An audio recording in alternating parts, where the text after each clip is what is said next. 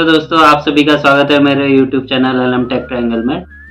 तो आज के लिए मैं एक ऐसी वीडियो लेके आया हूँ जिस पे आपको काफ़ी बहुत सारी रोचक जानकारियाँ मिलेंगी। मैं एक लेके आया हूँ माउस, वायरलेस माउस, जो वायरलेस माउस डैमेज हो चुका था। तो उसके बारे में मैं आपको बहुत सारी डिटेल्स दूँगा कि उसको कैसे रिपेयर कर सकते हैं, या फिर अगर कोई डैमेज कंडीशन है तो उसमें कौन-कौन से पार्ट होते हैं। तो उसकी पूरी रिवर्स इंजीनियरिंग करके मैं आपको बताऊँगा कि उस माउस में क्या-क्या पार्ट्स लगते हैं और क्या-क्या चीज़ें होती है, उसे कैसे रिपेयर कर सकते हैं, उसका फर्दर प्रोसेस क्या है, प्रोसेसिंग क्या है, अगर वो किसी कंपनी में बनती है तो वो कैसे बनाई जाती है। तो ये सारी डिटेल मैं आपको दूँगा। तो इस चीज़ के लिए मुझे सिर्फ़ एक ही चीज़ की ज़रूरत थी, जो खोलने के लिए, जो हमारे पास पहले से ये बहुत पुराना, लगभग 30 साल पुराना मेरे पापा के पास था ये स्क्रू ड्राइवर। तो वो मुझे चाहिए बस, उसको मैं यूज़ करूँगा अपनी इस वीडियो में। तो मुझे बस एक स्क्रू ड्राइवर चाहिए, लगभग 30 साल पुराना होगा स्क्रू ड्राइवर, जो हमारे पास आज तक रखा हुआ है। तो इसे हम पुश्तैनी स्क्रू ड्राइवर भी कह सकते हैं। तो बने रहिए आप मेरे साथ। तो जैसा मैंने कहा था कि इसके लिए सिर्फ मुझे एक स्क्रू ड्राइवर की ज़रूरत है। तो स्क्रू ड्राइवर में इसके लिए बैक पोर्शन पे यहाँ पे एक स्टिकर लगा हुआ है। इसको सबसे पहले इस स्टिकर को निकाल के इसका स्क्रू खोलना पड़ेगा। पर जैसे मैंने कहा कि ये डैमेज हो चुका है तो स्क्रू खोलने की ज़रूरत नहीं है। इसका अपर कवर, ये है अपर कवर, इसको अपर कवर कहते हैं। तो इसको बनाने के लिए basically moulding process, plastic injection moulding process का यूज़ होता है अपर कवर। और ये है बेस, बेस को भी प्लास्टिक इंजेक्शन मोल्डिंग के प्रोसेस के द्वारा बनाया जाता है। अब इसके बाद इस पे जो है डिफरेंट डिफरेंट कंपोनेंट लगे हुए हैं। जैसे ये वाला पोर्शन है, ये सबसे पहले है पीसीबी, जिसे प्रिंटेड सर्किट बोर्ड भी कहते हैं। इसके बाद इस पे अगले पार्ट है, ये हैं बटन्स, साइड बटन्स, जो ऊपर क्लिक करने के लिए ये बटन है, ये साइड बटन्स इस पे लगे रहते हैं। ये है माउस रोलर,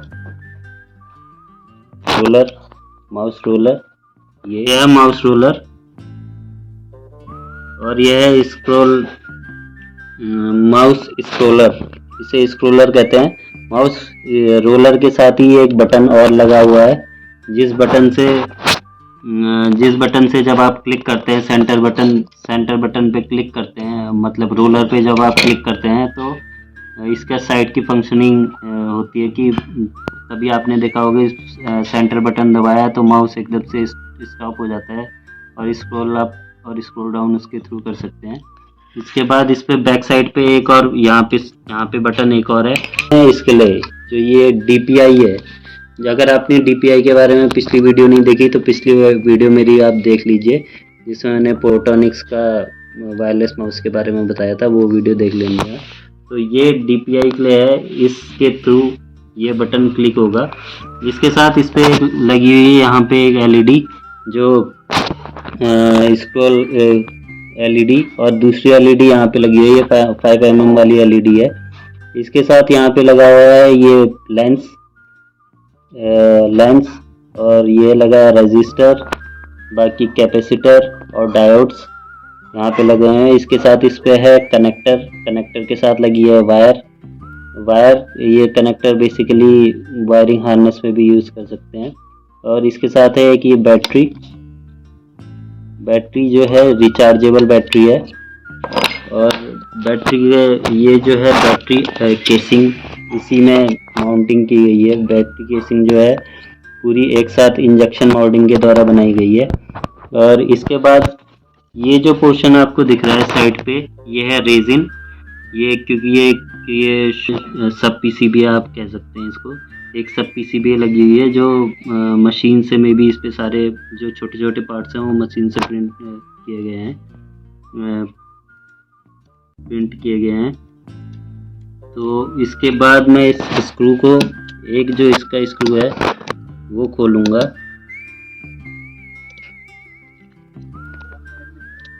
एक स्क्रू जो कि क्या नाम है, डैमेज हो गया है, इसको रिपेयर हम कर नहीं सकते क्योंकि हमारे पास सोल्डिंग आयरन तो है नहीं अभी। तो सोल्डिंग आयरन जब होगा तो तब हम इसको फर्दर रिपेयर करेंगे। तो ये जैक जो है वो C टाइप या B टाइप मतलब मॉडल के अनुसार सी टाइप या बी टाइप ये लगा हुआ रहता है। तो फर्दर इसके बाद ये है लेंस, ये लेंस इसी के थ्रू फर्दर फंक्शनिंग होती है।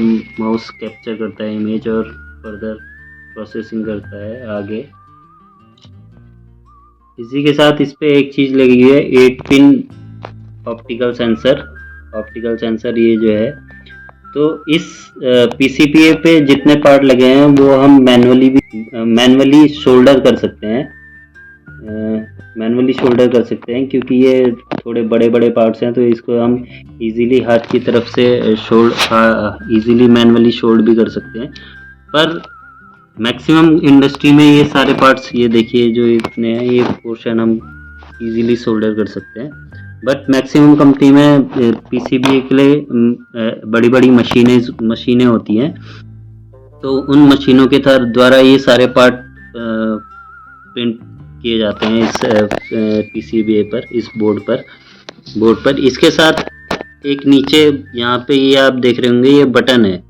ये बटन उस चीज़ के लिए है कि डिवाइस को ऑन ऑफ करने के लिए जो बटन बेसिकली नीचे दिखाया जाता है, डिवाइस को ऑन और ऑफ, मतलब माउस को ऑन या ऑफ करने के लिए वो बटन यहाँ पे दिया गया है। ये ऑन, ये ऑफ, ये ऑन, ये अगर आप जूम करके देखें ऑन और ऑफ, और ये इसका कवर है।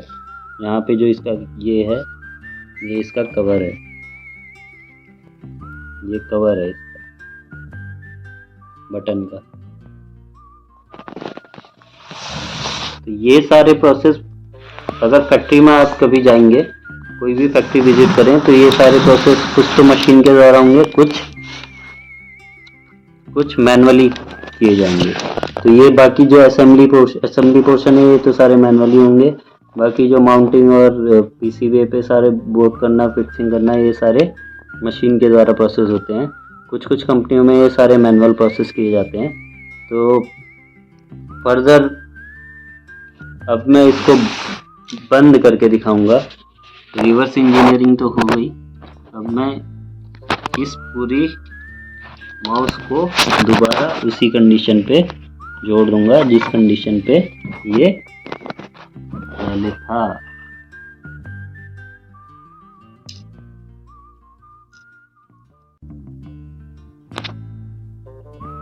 तो इसकी टिप पे मैग्नेट, स्क्रू ड्राइवर की टिप पे, जिससे स्क्रू इजीली स्क्रू हो जाए।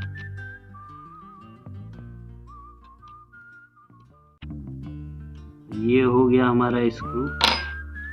इसके बाद ये यूएसबी डोंगल नहीं बताया था तो मैं दोबारा बता देता हूँ। ये है यूएसबी डोंगल, इसको लैपटॉप के साथ कनेक्ट करते हैं और इसी के द्वारा फर्दर माउस से जो सिग्नल है वो लैपटॉप पे या डेस्कटॉप पे या टैब पे रिसीव होते हैं और इसके द्वारा आप फर्दर प्रोसेसिंग कर सकते हैं। तो जितने भी पोर्शन हैं, बाकी तो मशीनों के द्वारा, बाकी कुछ पोर्शन है वो मैनुअली माउंट किए जाते हैं। इसके बाद इस केसिंग को बंद कर दिया जाता है। फाइनली ये जो कवर है इसके द्वारा इससे बंद करके इस पे